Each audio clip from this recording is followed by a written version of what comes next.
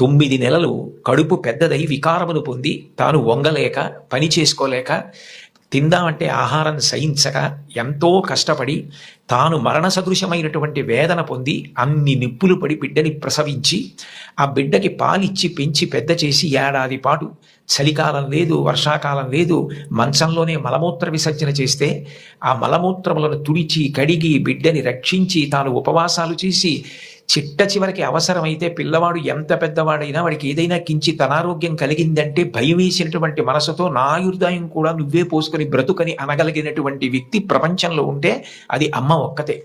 అందుకే అమ్మ లాంటి ప్రాణి లోకంలో లేదు. శాస్త్రాలు కూడా మొట్టమొదటి నమస్కారం ఎవరికి చేయించాయి అంటే మాతృదేవో భవ. మాతృదేవో భవ అంటే భగవంతుడు అమ్మ రూపంలో ఉన్నాడు అని కాదు దాని అర్థం. అమ్మయే భగవంతుడై ఉన్నది, భగవతి అమ్మ.